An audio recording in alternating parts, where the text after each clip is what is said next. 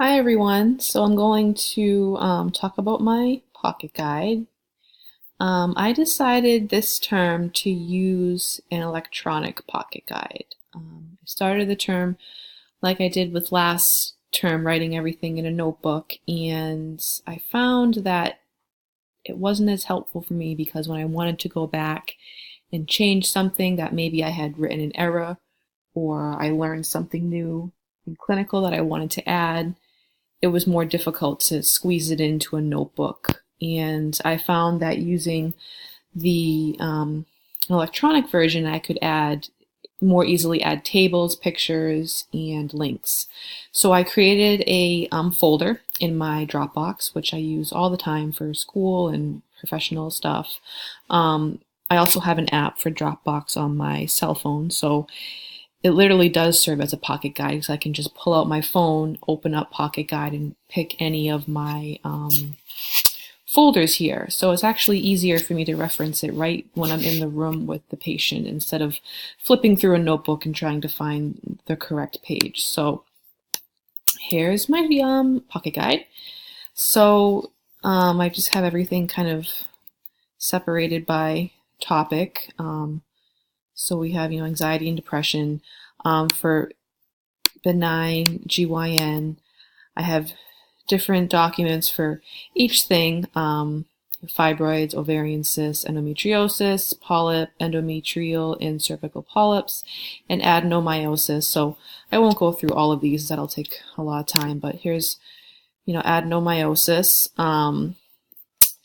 So this term, Lisa, I've found it helpful that for each of your screencasts, I add at the top of the document in red things that you tell us we should focus on. So that way, when I'm going back to study, I know what I really need to focus on for the exam.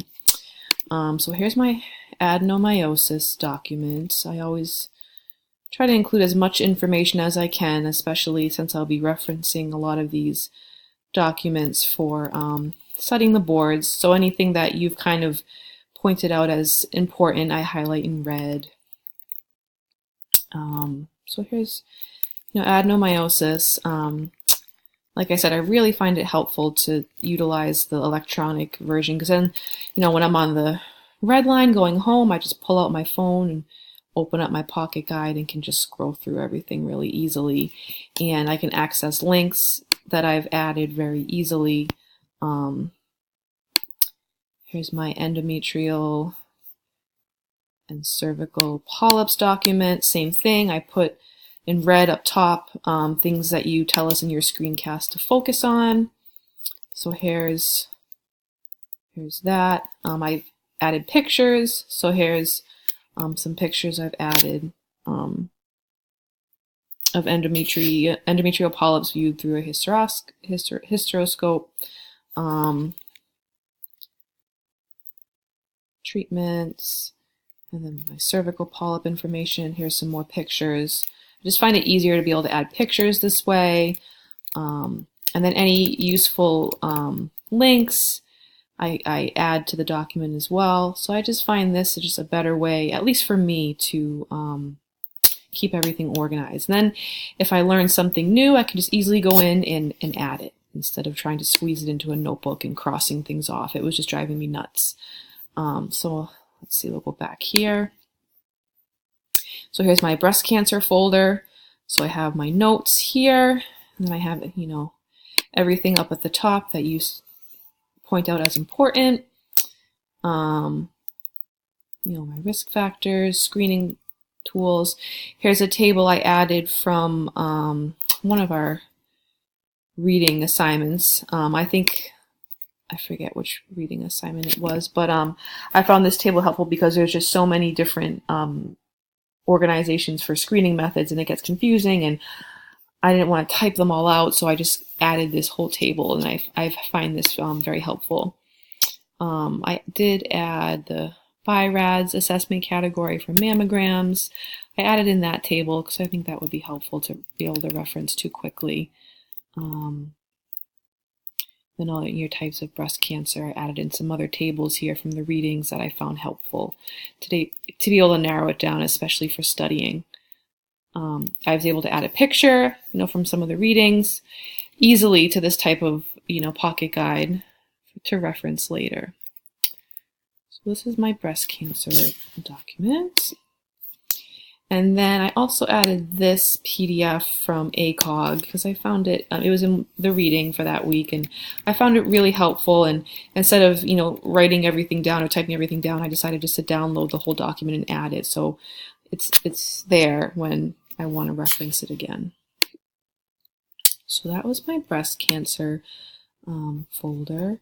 And everything's going obviously by alphabetical order. Here's my derm, which I'm still working on, but I have, acne, skin cancer, vitiligo. I'm still working on adding some more to this folder this week. But this is kind of a work in process. But, here's my skin cancer document, things that you point out that we need to know up top in red. And then for this document especially, I included some links to the derm curriculum because I found the modules on dermatoses of pregnancy and molluscum contagium. I'm probably pronouncing that wrong, but I found those to be really helpful, and I know I'll want to reference back to them probably when I'm studying for the board. So I included that link, and I included this link to have quick access to these guidelines to remind myself it's a good place to go. So I included that, and then here's basal cell. All my notes, squamous cell. So that's derm.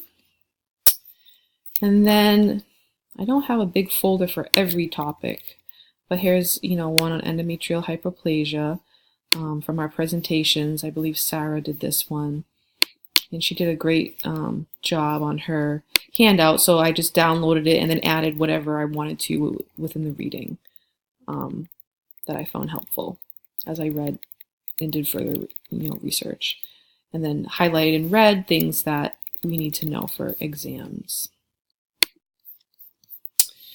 Then I have my GI info, and I have my GYN cancers document, which I really put a lot of work into, and it's 11 pages long. So as you can see, I really added a lot, but I think this will help me now and later. So I've already studied a bunch for the final, and it was the only thing I studied for. I believe GYN cancer was an exam 2, and I did really well. So it served to be very useful. I have all of the different cancers, risk factors, treatments. So this type of pocket guide it worked well for me this year. I still have my notebook from the first term that I utilize, but I really use this a lot. I have headaches, I won't go into that, but hepatitis, I included a couple different documents here in my notes on hepatitis.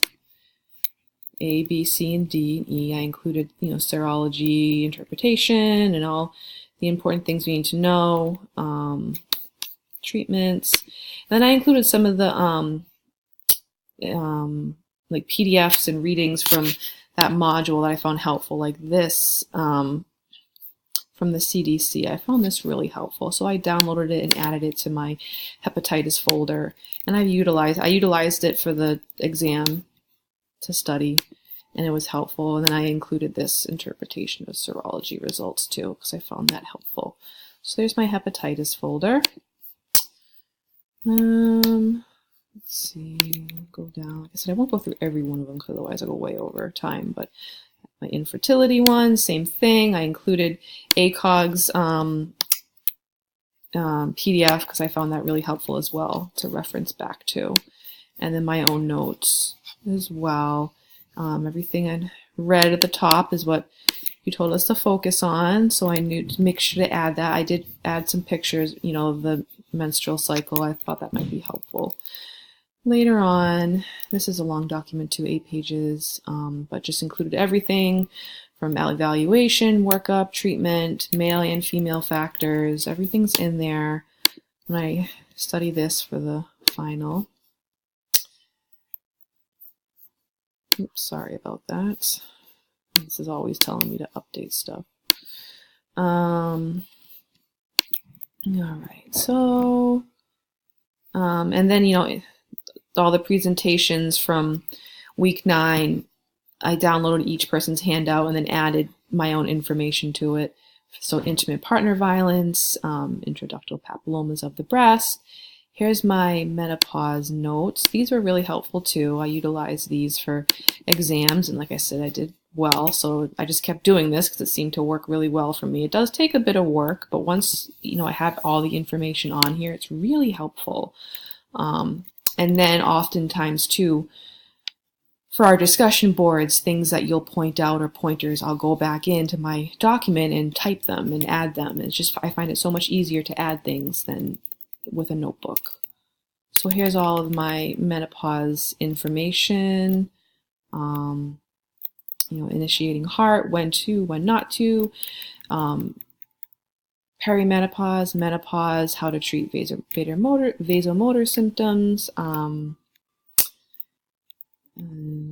non-pharmacological treatments. All the menopause information is there. And I included the red eye chart from our reading because I found that really helpful too as a separate document. I have osteoporosis. I have a whole folder on rheumatology, so I have separate documents on fibromyalgia, Lyme, osteoarthritis, rheumatoid arthritis. Because it was such a big topic, I didn't want to put it under one big document, so I just separated them. So that's why a lot of these folders will have separate things. Like here's Lyme. So I added some pictures here and testing, treatment, added some tables that I found on UpToDate and some guideline links. The CDC guideline links were really helpful, so I added that link so I can reference that when I want. So same kind of thing, going down everything else that's in here. And then my vulvovaginal disorders, I was studying that today while I was on the red line coming home from work. And just felt like after I read through it a couple times, it was an easy reminder of everything that we need to know for this. But so I have my vulvodynia, vaginismus. I included a picture here because I just thought it was a good picture. My physical exam, my differentials. I always include my differentials, treatment. I try to keep everything really organized. So I have vaginismus. And then I have the vulvar dermatoses, and their treatment, presenting symptoms. So everything's here. Patient education. So this is pretty much how I've been doing my pocket guide this term, and I just found it to work really well. So in the classes going forward, I would definitely recommend doing it this way. It just has worked really well for me. So that's my pocket guide.